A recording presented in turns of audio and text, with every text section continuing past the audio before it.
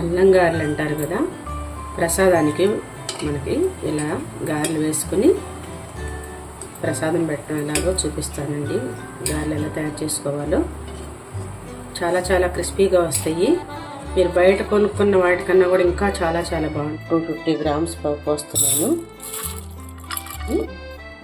అల్లం గారెలండి ఇవి. అమ్మవారికి మనం నవరాత్రుల్లో ఒకరోజు నైవేద్యం పెట్టాల్సి ఉంటుంది. ఎలా వండుతూ లేదంటే నైట్ మీరు నానబెట్టేసి పడుకోవచ్చు అనమాట. పగలైతే ఒక 4 or 5 hours నానితే సరిపోతుంది. మిక్సీ వేసుకుందాము కడిగేసి శుభ్రంగా. ఈ పిండికి సరిపోనండి. మనం పచ్చిమిరపకాయలు ఒక 3 వేసాను, ఒక ఇంచు అల్లము, పొట్టుపప్పుతో అయినా వేసుకోవచ్చండి. కొంచెం కొంచెం మనం ఈ మిర్చి కూడా కొంచెం కొంచెం వేసేసుకుందాము. వీటితో పాటే కొంచెం బరకబరకగానే ఉండాలి, బాగుంటుంది. నలిగిపోయింది, ఇది కూడా తీసేద్దాము. ఇంత సాల్ట్ వేసుకుందాము. కొంచెం జీలకర్ర వేద్దాము. ఈ పిండిలో కొంచెం బియ్య పిండి కలిపితే క్రిస్పీగా వస్తాయి.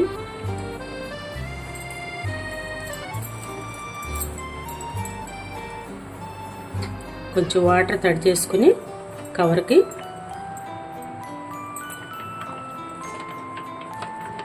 చేత్తో కూడా వేసేసుకోవచ్చు.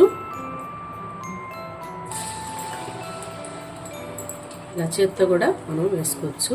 చేత్తో అయితే ఇంకా బాగా వస్తాయి అన్నమాట.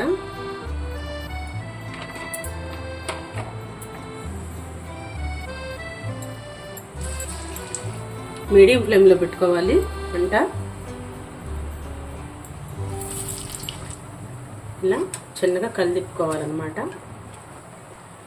మంటనండి హైలోకి మీడియంలోకి అడ్జస్ట్ చేసుకుంటూ కాల్చుకోవాలి. పోయినాయండి, తీసేద్దాము. ఇప్పుడు కూడా పిండి కొంచెం గట్టిగానే వేసుకోవాలి.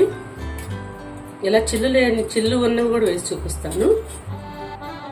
చిల్లు ఉన్న గారెలు అయితే ఇలా ఉంటాయండి.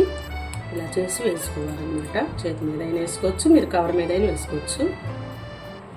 అలా కొంచెం సరి చేసుకుంటూ కొంచెం మనం పక్కకు పట్టించి వేసేసుకుంటాం అన్నమాట. కొంచెం వాటర్ రాసుకోవాలి, చేతికి రాసుకొని వేసుకోవాలి. చూడండి ఇలా వేయించుకోవాలి అన్నీ కూడా ఈవెన్గా.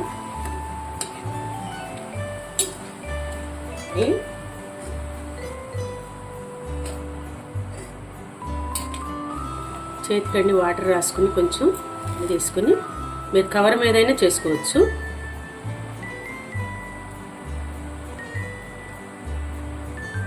ఇలా వేసేసుకోవడం, ఇలా వేసేసుకోవడం అన్నీ. చూడండి ఇలా హైలోనే పెట్టాను. మనం పిండి వేసుకునేటప్పుడు అండి వాటర్ అంతా తీసేసి పప్పులోంచి వేసుకోవాలి, లేదంటే లూజ్ అయిపోతుంది అన్నమాట మనం ఉప్పు వేసేటప్పటికి. కాబట్టి బాగా క్రిస్పీగా వచ్చినాయి, మెత్తగా లోపల పైన అంతా క్రిస్పీగా పిండి దాకా ఇలా వేసుకుని తీసేసుకోవడం అన్నమాట. గారెలు రెడీ అండి, ప్రసాదం గారెలు.